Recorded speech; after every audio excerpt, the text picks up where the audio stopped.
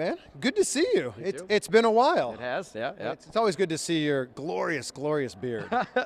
Thank you. It was nice to see you. A great match tonight. You and Flip Gordon. Is that the first time you guys have worked together? Only the second, and the last time was about a year and a half ago, so he was really new at that point. So.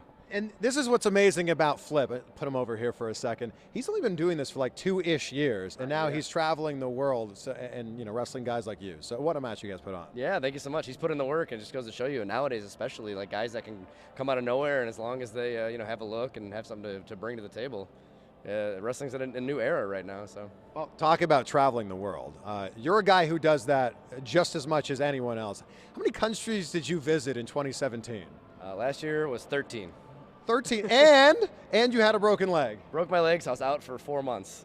So wow. that's only 8 months I squeezed in 13 countries. Do you have any?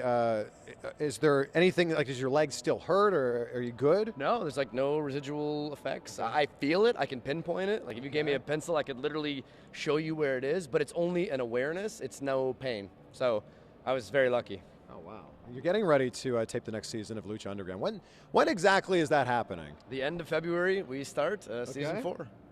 What a ride you've been on with Lucha. Yeah. How did that all come together? I got a phone call out of the blue. Really? Yeah. And then in wrestling, that happens, and you can never believe it, especially something like that with those people involved, because they were, it was Robert Rodriguez, and they dropped these names, and I'm like, oh boy, here we go. I get one phone call a year at least about something like that never pans out. And then everything they've ever told me has come true, and going there and seeing it and working with those people has been just such a nice home for me. I've been to many wrestling events all over the world, WrestleMania and TNA and Ring of Honor and everything else. The environment inside of Lucha is so incredible. As a fan, what's it like for you as a worker? It's so good. It's perfect. It's a perfect home for what I do. I was inspired by ECW back in the day. That's what lit the fire. That's what made me want to pursue this. That's what made me want to be a wrestler. Fast forward 20 years, whatever it is, and I can't be an ECW, but when I think about it in modern terms, I am. Like, this is the new... nothing has been a genuine, true alternative in 15 to 20 years. Yeah. So I feel like we are that genuine new thing, and it's like... that speaks to my style and what I do and what I bring to the table. And it's so exciting because the reins are off of everyone. The performers, the cameramen, the writers, everyone's just doing what they're the best at and having fun, and I think it translates. So many guys get to keep their indie gimmick. How come you're Son of Havoc in Lucha?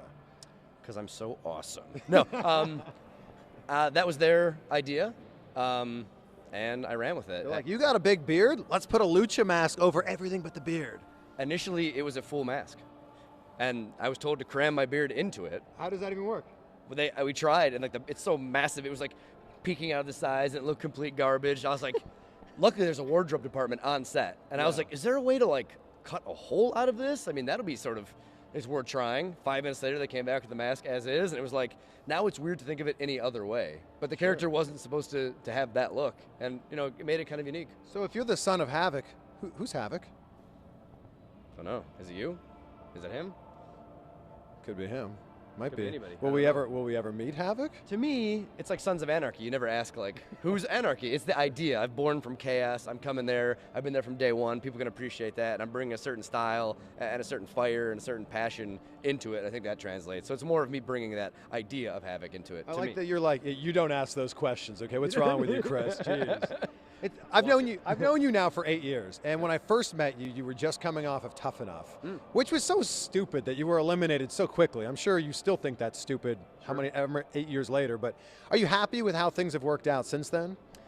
The crazy irony is, if you watch the old episodes of Tough Enough, the executive producer is a guy named Eric Van Wagenen. If you watch Lucha Underground, the executive producer is a guy named Eric Van Wagenen. So I'll let you put the pieces together, but as mad as I am for answering that phone call and doing Tough Enough, I don't know if I would be a part of Lucha Underground if I hadn't done it. So, wow. Yeah. And now you've got a lot of Tough Enough alumni, if you will, in Lucha. And that's why.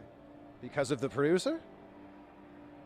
Yeah. And now one of your best friends is in the WWE, and Johnny Gargano. Yeah. What's it been like watching his rise to fame? I mean, all my friends are in WWE. So the crazy thing is that growing up, we're always like fed these almost corny, cheesy, like you can do it type lines, and we internalize them to a degree, but it's almost like, they're almost inherently hokey. Yeah. But I have personally witnessed like a dozen people bust their butts and make it. So to me, it's no longer hokey. It's like Seth Rollins, a short number of years ago, was sleeping on my floor, you know, making these drives. CM Punk, Gargano, Owens, Sami Zayn. I mean, all of these guys, all of them, like, making crazy drives, sleeping in their car, like, just with a dream. My first trip to Ireland was in 2005. I stayed with a guy named Sheamus, and every night we stayed awake, and we talked about how bad we wanted to make it to WWE. And it's like, you know, it was weird and interesting and inspiring when one guy did it. And then it was like, maybe it's possible. Now it seems like nearly inevitable if you just don't give up. I think that's what all these people have. Even when I started, it was me, Cabana, Punk. Every one of us had some degree of success on some level. And why? Because we were all amazing?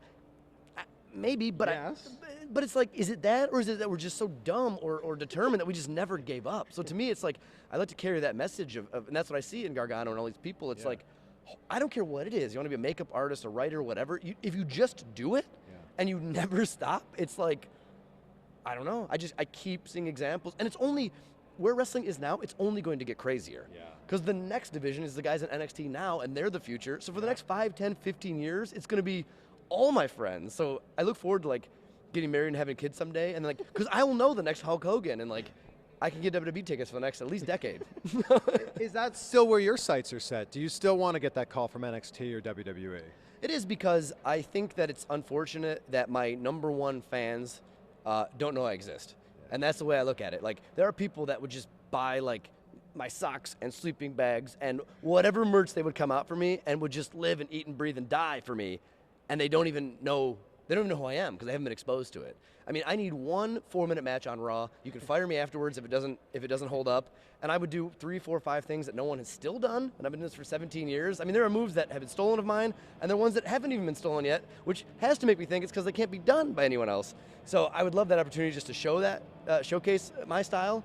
And at this point, too, because it's not a theoretical, like, I think I could have a good match with Finn Balor. It's like, I know I can because I've had matches I'm very proud with 80% of the roster. So it'd be nice to do it on that level. Yeah. That said, I'm very happy in Lucha, and it's fun. So a lot of people are more famous than Matt Cross. Tons of people make more money. Yeah. I don't know if anyone has more fun. So that's kind of my focus to some degree, is like, you know, we're from Cleveland. I know. It's 2 degrees. I'm in Florida. I'm the happiest dude here.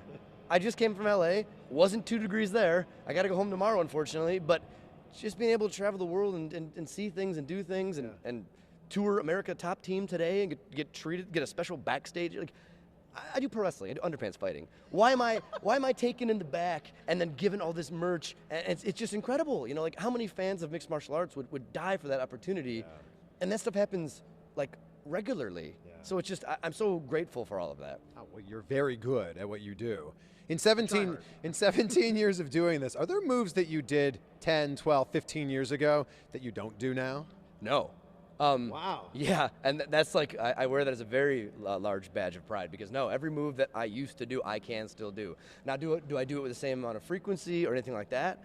Maybe not. But I'm physically capable of doing everything that I've ever done. Okay. It may be harder for me, but I can still do it all. So, because I want to keep wrestling as long as I can still bring that same level to the table. You know, I don't want to be like, oh, he used to do this, he used to do that. And you get smarter as you age and stuff like that, and put them in the moves in different places and take people for a different ride. But physically, I can still do everything I could always do. So what's a rare Matt Cross move for all our Lucha fans or indie fans out there? When they see it in a match, they can go, ah! I mean, I don't know. Flagstaff? The secret to that one is that I forget that I do it. So if a fan before the show and I'm selling merch is like, you got to do the flagpole, or if someone in the back's like, that's my favorite move, then I'll do it. Like, I don't think I did it today, and it's only because no one mentioned it. Oh, it literally comes down to... I needed to see you earlier. Yeah, that's what it comes... It's so funny. Like, when someone mentions it, it's almost like request only, and I'll be like, okay, I'll forget that song. It's like wrestling karaoke or something. It really is. It really is. And it's like, you hear that, everyone? It gets, yeah. Now everyone's going to say every time it's going to be old again. They're going to come up to you with a list. They're going to be like, all right, Matt, I want to see this, and this. No promises, but I'll try to put it in the set list. I like that on Instagram, you talk about no one's having more fun than you. I like your signature on your driver's license. It's no longer your name. It's party time. Chris, you get a lot of views on the YouTube. You're going to get me in trouble. Yeah, and that was just a spur of the moment. But to me, and here's what that speaks to. Back in the day, I would always do stuff like that. And I always have my whole life. Because I think there are people that are born entertainers. I'm not meant to sit at a desk 9 to 5 and do that. I'm meant to entertain on some level. That's what I'm good at. Now, sometimes people get forced in this box of wrestling, and it's not in their heart. So, and you see that when they're forced to do these things. I didn't go there and write party time as my name on my official document and risk whatever ramifications come of that because I wanted likes on the internet or because I thought it was going to get some audience. It was like, write your name here, and I was like, duh, what if I just write something else, party time, and I just wrote it. Because that's how I always am. My license plate says dudes, same last second, like, I've always done that. And it's like, again, I just think there are certain people that are born entertainers, and it speaks to that. And that's why I like the audience that wrestling provides, because I think that I'm meant to be out there in some capacity and entertaining people. In wrestling all over the world, I've always wondered, how do you call a match with an opponent who doesn't speak English? I've done it now for 17 years, and I can't give you a good answer. So, I mean, what happens? Like, other wrestlers will be going their first trip to Japan, and they're like, what do you do? And it's a lot of, like, you're almost a little kid playing, like, Pictionary type, like, maybe. It's really, I mean, it speaks to everyone being at a certain level. It speaks to someone being trained and everyone being trained and proficient enough because the language becomes more nonverbal and body language and things like that. And the better both people are, the cleaner it comes out. Now, because even if you have no language barrier, the match can be Lula if the talent level is not where it needs to be. So you don't need to. You know, it can be all off feel if it needs to be, if you guys are both at a certain level. That sounds very scary, though. It is. It is. Okay, good. Because then if things go completely off the rail, it's like, but that speaks again to, I almost think a lot of times we should tell everybody everything. Because I think what we actually do is more impressive than what people think. They think months ahead of time we're writing emails or something. No. I mean, I have like 2, 3, 4 matches a week all around the world. Like, I'll fly to Japan, meet a Japanese gentleman that day. I don't speak I speak a word of Japanese. He might speak 2 words of English. How does that happen? And we might start talking, never touch each other, talking once the people come in. So it's 5 o'clock, people are in their seats, and then we're like in the back, how does that happen? So there's so much, the analogy I always draw is that if I was a drummer and you were a guitar player and we talked about a song, and then tonight for a paying audience, we played it for the first time, that's pro wrestling. And if a musician did that, he'd be a genius, he'd be on the cover of every magazine ever. Yes. Why is what we do like hokey and lame when there's so much more to it. It's so layered. Couldn't agree more. We're 6 days in now to 2018. So what's in store for Matt Cross for this year? I hope more of the same, minus the broken leg. So let's stay healthy. And I mean, like I said, I'm living the ultimate party dude lifestyle, and I just want that to continue. So last week, the Misfits were formed, my favorite punk band. I feel privileged to be in a position where I was like, yeah, I'm going to buy tickets and I'm going to go. And I made it happen. And how many people can do that? So just more of that. Like, wrestling around the world, seeing more people. I've been to 25 countries now, so I want to get to 30. Yeah. There's a lot of South America I haven't seen. There's tons of countries I haven't been to, so I want to get that to be at least 30.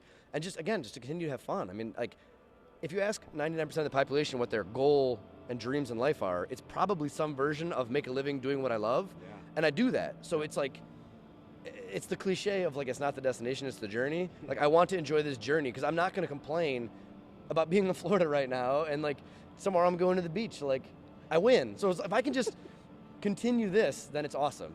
If wrestling wasn't finite, then that's the only part that like, oh yeah, it hurts really, really bad and someday I won't get up. But like, until then, party. Man, it's so good to see you. You too, dude. All right, brother. Thanks, man. Hell yeah.